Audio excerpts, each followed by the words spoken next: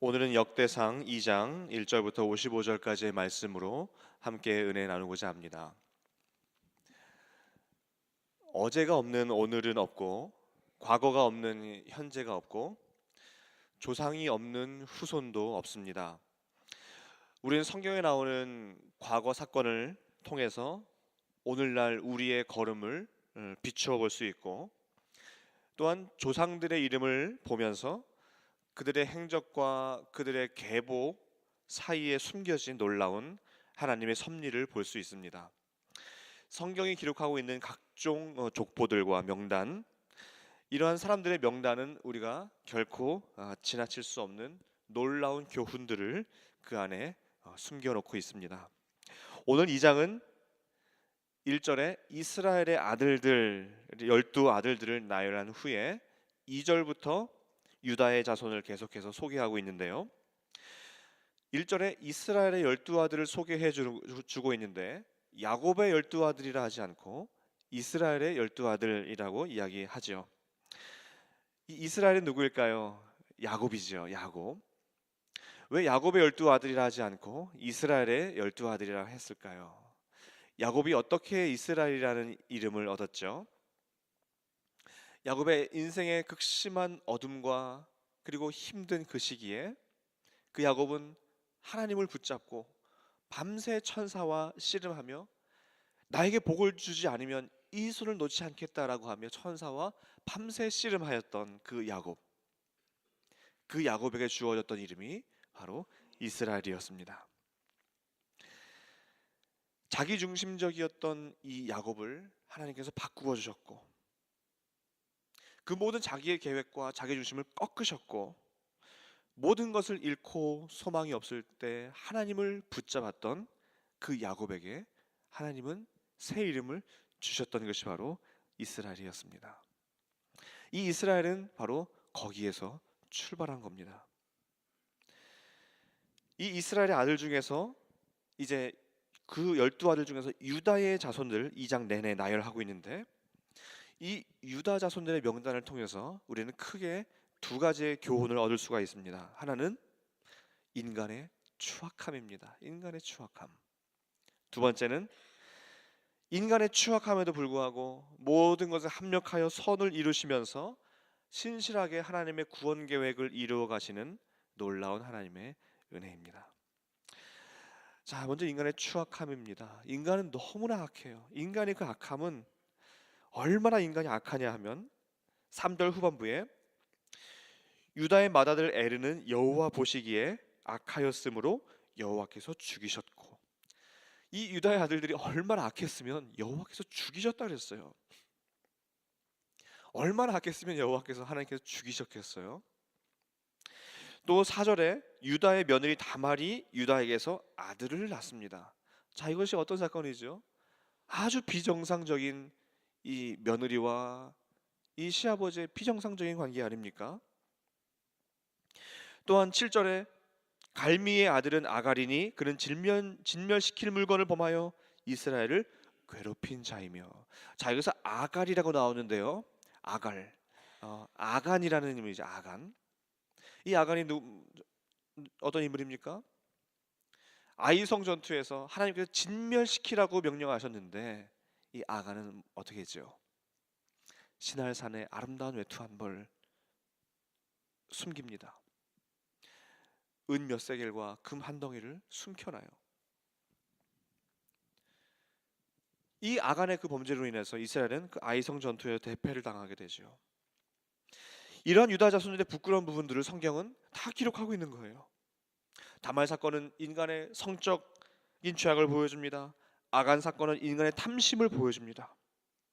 인간의 내면은 지금이나 그 당시 때나 변함없는 죄악들을 그대로 보여주고 있어요. 그러나 이스라엘의 역사는 하나님의 그 주권적인 뜻과 그 은혜, 약속을 따라 이어져 내려온 하나님의 그 신실하신 그 은혜를 반영하는 역사입니다. 오늘날 이 시대가 참 악하다 말하고 말세다 말하지만 이 오늘날의 이 죄악들은 사실은 창세기 때부터 다 있어 왔던 그 죄악들입니다. 인간은 본래부터 전적 타락한 죄인들이었죠. 그 죄들을 성경은 다 보여주고 있습니다. 그건 하나님은 신실하게 하나님의 구원 계획을 이루어 가시고, 그 하나님의 구원 계획은 12절에서 시작해서 15절에서 선명하게 드러나고 있습니다. 12절에 보시면 보아스는 오벳을 낳고, 오벳은 이새를 낳고, 그리고 15절에 보세요. 여섯째로 오셈과 일곱째로 누구를 낳았다 그랬죠? 일곱째로 다윗을 낳았어요. 일곱째로 다윗을 낳았어요.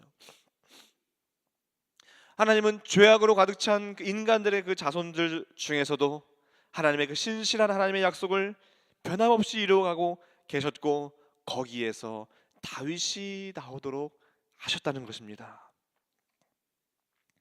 그 다윗의 자손에서 누가 나오셨어요? 예수 그리스도께서 나셨습니다. 하나님은 너무나 놀랍습니다. 인간의 그 죄와 그 타락과 관계없이, 그럼에도 불구하고 하나님의 그 놀라운 구원 계획을 변함없이 이루어가고 계셨다는 것입니다. 우리는 죄로 가득 차 있기에 하나님의 계획이 우리를 통해서는 성취되리라 기대하지 않을 수도 있습니다. 그러나 하나님은 신실하세요. 하나님은 변함이 없으세요. 그래서 우리의 죄악에도 불구하고 우리는 하나님 앞에 나아갈 수 있고, 우리의 죄악에도 불구하고 하나님께서 우리를 사용하시는 거예요.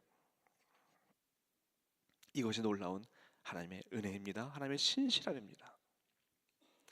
그리고 이제 이어서 헤스론의 자손들을 열거하면서 20절에 훌의 손자 부살렐을 소개하는데, 자, 부살렐 우리가 많이 들어봤죠. 부살렐은 무엇을 만든 인물이죠? 출애굽기에 성막을 만들었던 인물이죠. 부살렐과 오홀리압.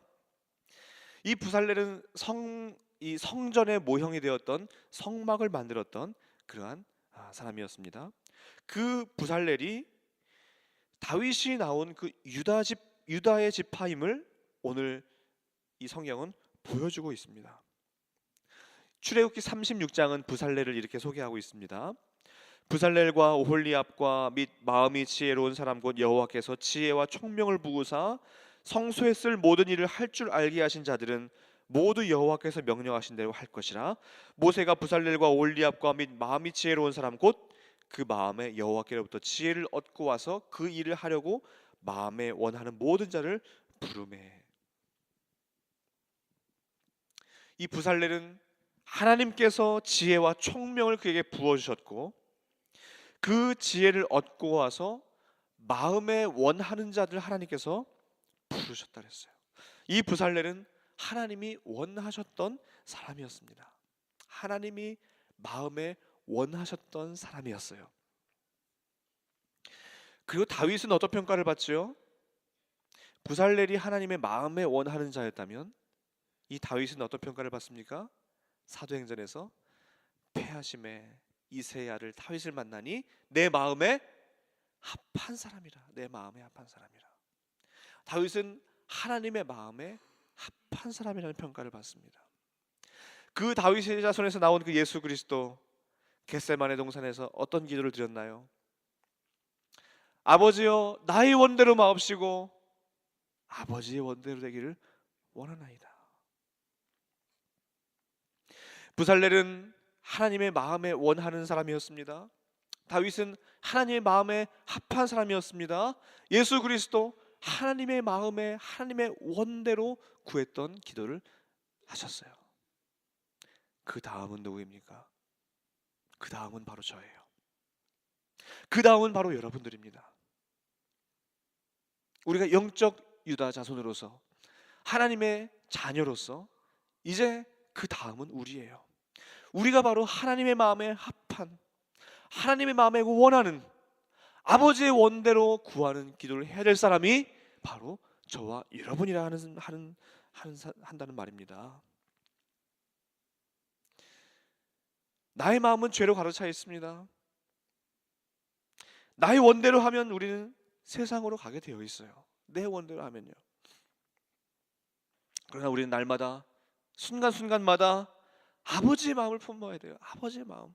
그래서 아버지의 원대로 구해야 되고 아버지 마음에 합한 사람이 되어야 한다는 것입니다.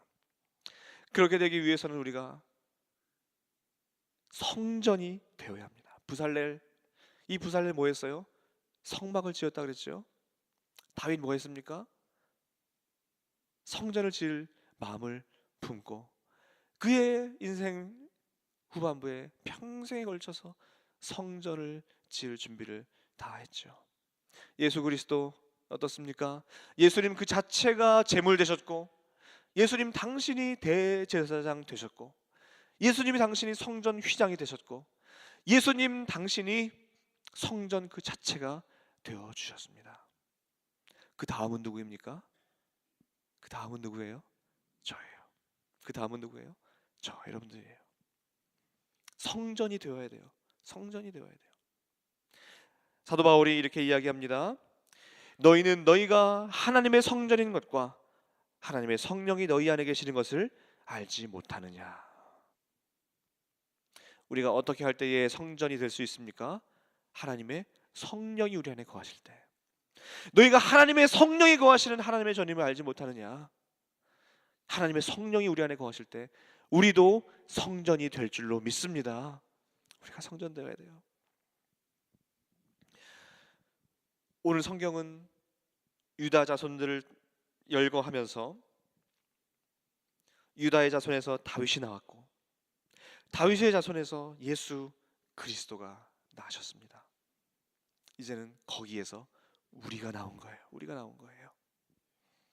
우리 영적 아브라함의 자손으로서 하나님의 자녀로서 우리가 그 자손의 반열에 들어가 있는 것입니다. 우리도 유다의 족보를 통해서 보았듯이 사실 우리도 죄악으로 가득 차 있습니다. 우리의 과거를 보면, 내 인생을 돌아보면, 내가 지금까지 지었던 것들을, 죄악들을 다 돌아보면, 야, 이래서 내가 하나님의 백성이 맞는가? 이게 내가 구원받은 백성이 맞는가? 하나님의 백성으로서 정체성이 혼란스러울 때도 있고, 때로는 내 자신에게 실망할 때도 있습니다. 그러나 그럼에도 불구하고 하나님은 역사의 주인 되심을 믿습니다. 하나님은 신실하게 변함없이 오늘도 하나님의 그 계획을 신실하고 변함없이 이끌고 가고 계심을 믿습니다. 그 하나님의 신실한 힘을 붙잡고 하나님의 마음에 합한 유다 자손으로 오늘도 성전된 삶을 살아가고 하나님의 마음에 합한 사람으로 드려지시기를 간절히 소망합니다. 우리는 할 수 없을지도 몰라요. 우리 죄 때문에 우리는 할 수 없을지도 몰라요. 그러나 예수 그리스도께서 다 하셨습니다. 예수 그리스도께서 성전 되셨고 예수님께서 하나님의 마음에 합한 기도 드리셨어요. 그래서 그 예수님 따라갈 때에 우리는 할 수 있을 줄로 믿습니다. 우리의 연약함과 죄악에도 불구하고 신실하게 오늘도 여러분과 저를 붙들고 계신 그 하나님 붙잡을 때에 오늘 하루도 성전된 삶 사시고 하나님의 마음에 합한 영적 유다 자손으로서 오늘도 하나님 기뻐하시는 인생을 살아들이시기를 간절히 소망합니다.